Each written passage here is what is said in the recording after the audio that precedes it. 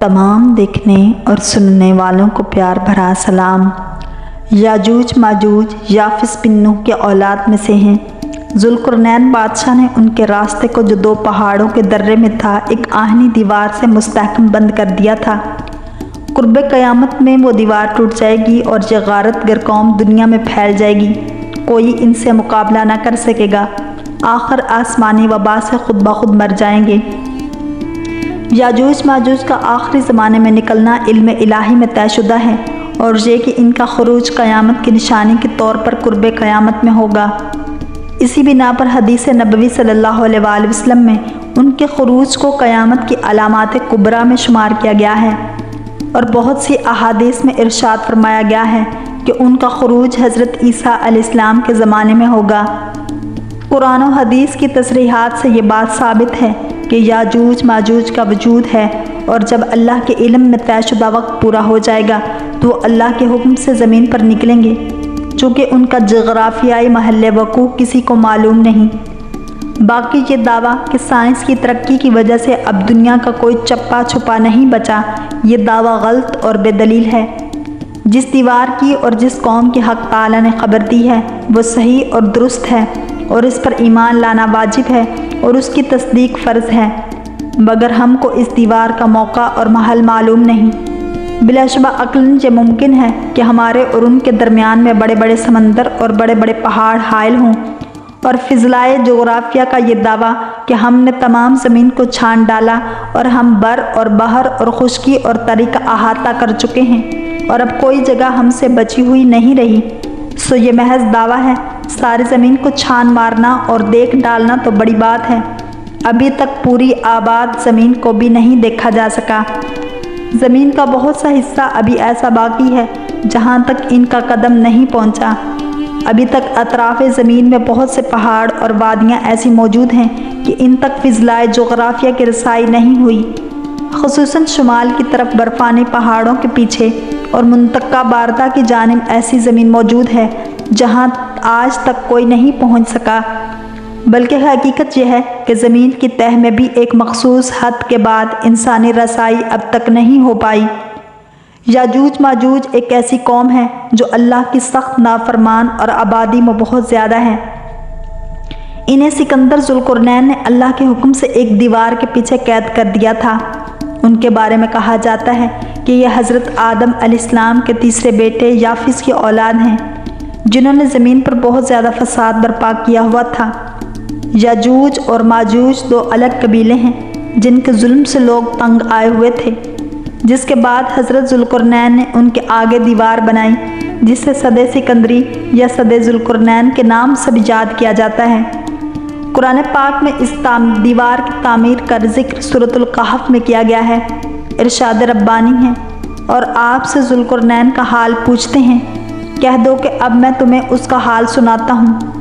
हमने उसे ज़मीन में हुक्मरानी दी थी और उसे हर तरह का साजो सामान दिया था, तो उसने एक साजो सामान तैयार किया, यहाँ तक कि जब सूरज डूबने की जगह पहुँचा तो उसे एक गर्म चश्मे में डूबता हुआ पाया और वहाँ एक कौम भी पाई। हमने कहा, ए जुल्करनैन, या इन्हें सज़ा दे या इनसे नेक सलूक कर।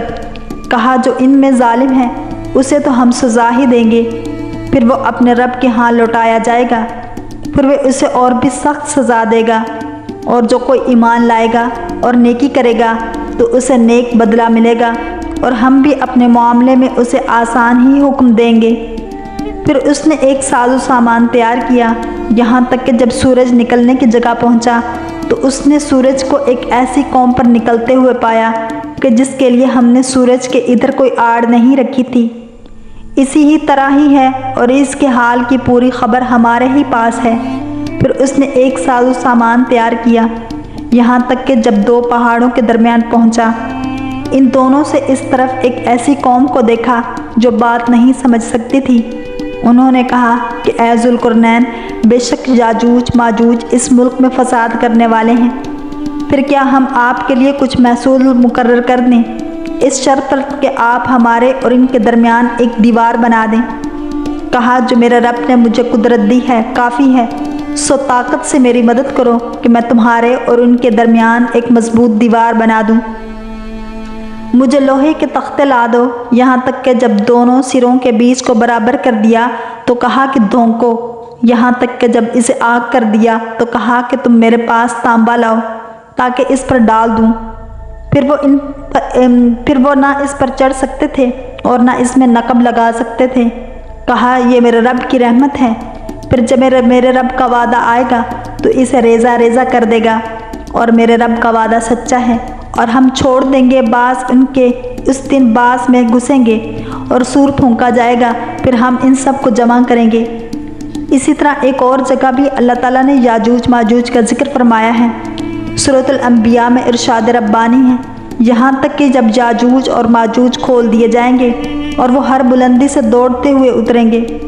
محدثین و مفسرین میں یاجوج ماجوج کی قوم اور ذوالقرنین کی دیوار کے حوالے سے بہت سے اختلافات پائے جاتے ہیں۔ اب تک 5 ایسی دیواریں سامنے آ چکی ہیں جن کے بارے میں قیاس کیا جاتا ہے کہ ان کے پیچھے یاجوج ماجوج کو قید کیا گیا تھا۔ ان میں سے ایک دیوار چین بھی ہے، لیکن یہ عام مسالے سے بنی ہوئی ہے۔ یمن میں دیوار مارب کے بارے میں صد ذوالقرنین ہونے کا گمان کیا جاتا ہے، لیکن یہ سیلاب روکنے کے لیے بنائی گئی تھی۔ قفقار میں دریائے خزر اور بحر اسود کے درمیان دیوار کی طرح کا پہاڑی سلسلہ شمال اور جنوب کو الگ کرتا ہے۔ یہاں ایک لوہے کی دیوار بھی نظر آتی ہے جس کے بارے میں لوگ قیاس کرتے ہیں کہ یہی ذوالقرنین کی دیوار ہے۔ یاجوج ماجوج حضرت ذوالقرنین کی بنائی گئی دیوار کے پیچھے قید ہیں، جو قرب قیامت کے وقت ظاہر ہوں گے اور زمین پر خوب فتنہ پھیلائیں گے۔ بعض روایات میں آتا ہے کہ یاجوج ماجوج اس دیوار کو گرانے کی کوشش کرتے ہیں لیکن ناکام ہو جاتے ہیں۔ جب اللہ کی رضا ہوگی تو دیوار کی کھدائی کرنے والوں میں سے ایک کہے گا کہ کل ہم انشاءاللہ اس کو توڑ دیں گے۔ انشاءاللہ کہنے سے اگلے روز یہ دیوار ٹوٹ جائے گی۔ یاجوج ماجوج زمین پر پھیلتے چلے جائیں گے، جہاں سے گزریں گے تباہی پھیلائیں گے، مخلوق خدا کو اپنے شر و فساد کا نشانہ بنائیں گے۔ ان کا ایک گروہ جب بھاگتا ہوا جھیل تبریہ سے گزرے گا تو صحیح مسلم کے مطابق وہ سارا پانی پی جائیں گے۔ جب آخری گروہ وہاں پہنچے گا تو کہے گا کبھی یہاں پانی ہوا کرتا تھا۔ بحر تبریہ اسرائیل میں تازہ پانی کی سب سے بڑی جھیل ہے، اس کا ذکر تورات و انجیل میں بھی آیا ہے۔ حضرت عیسیٰ علیہ السلام نے زندگی کا بڑا حصہ اسی جھیل کے ساحل پر گزارا۔ یہاں سے قتل و غارت کرتے ہوئے یاجوج ماجوج بیت المقدس تک پہنچیں گے اور اعلان کریں گے کہ زمین پر ہمارا قبضہ ہو چکا، اب ہم آسمانوں پر بھی قبضہ کریں گے اور آسمان کی طرف تیر پھینکیں گے جو خون آلود واپس آئیں گے، کوئی ان کا مقابلہ نہ کر پائے گا۔ روایات میں آتا ہے کہ یاجوج ماجوج کی جانب سے آسمان کی جانب سے پھینکے گئے تیروں پر رب تعالیٰ کی قدرت سے خون آن لگے گا اور وہ سمجھیں گے کہ انہوں نے آسمان کو بھی فتح کر لیا ہے۔ ان کا ظہور حضرت عیسیٰ علیہ السلام کے نزول کے بعد ہوگا۔ یاجوج ماجوج کے فتنے کے وقت حضرت عیسیٰ علیہ السلام کو حکم ہوگا کہ وہ مسلمانوں کو لے کر کوہ طور پر چلے جائیں۔ جب طور پہاڑ پر غذا کی قلت ہو جائے گی تو حضرت عیسیٰ علیہ السلام یاجوج ماجوج کے لیے بد دعا کریں گے، جس کے نتیجے میں ان کے کانوں اور گردنوں میں کیڑے پیدا ہوں گے جن کے پھٹنے سے یہ ہلاک ہونا شروع ہو جائیں گے۔ مسلمان جب طور پہاڑ سے نیچے اتریں گے تو ہر جگہ یاجوج ماجوج کی لاشیں ہوں گی اور ان سے تعفن اٹھ رہا ہوگا۔ حضرت عیسیٰ علیہ السلام اللہ سے دعا کریں گے، جس کے بعد خاص قسم کے پرندے ان کی لاشوں کو اٹھا کر جہاں اللہ چاہے گا وہاں لے جائیں گے۔ اس کے بعد شدید بارش ہوگی اور ہر چیز دھل کر اجلی ہو جائے گی۔ یاجوج ماجوج کے بارے میں مختلف روایات میں آتا ہے کہ یہ 9 حصے ہیں اور انسان اور جنات ایک حصہ آبادی ہیں۔ جہنم میں بھی ہر 10 میں سے 9 کا تعلق یاجوج ماجوج سے ہوگا۔ ان کی جسمانی ساخت کے بارے میں مختلف روایات بیان کی جاتی ہیں۔ ایک روایت میں آتا ہے کہ یاجوج ماجوج کے لوگ کئی قسم کے ہیں، بعض شمشاد کی طرح ایت لمبے، بعض طول و عرض دونوں میں 4 ہاتھ، بعض اتنے بڑے کان رکھتے ہیں کہ ایک کو بچھاتے اور دوسرے کو اوڑھ لیتے ہیں۔ ایک اور روایت میں آتا ہے کہ یاجوج ماجوج کے لوگ ایک بالشت کے ہیں، بہت لمبے ان میں سے 2 یا 3 بالشت کے ہیں۔ ابن کثیر کے مطابق یاجوج ماجوج انسانوں کی 2 قومیں ہیں۔ ہماری دعا ہے کہ اللہ تعالی ہمیں ہر قسم کے فتنے سے محفوظ رکھے، آمین یا رب العالمین۔ اگر آپ کو یہ ویڈیو پسند آئی ہے تو لائک، شیئر اور سبسکرائب کرنا مت بھولیے تاکہ ایسی ہی اسلامک انفارمیٹیو ویڈیوز آپ تک پہنچتی رہیں۔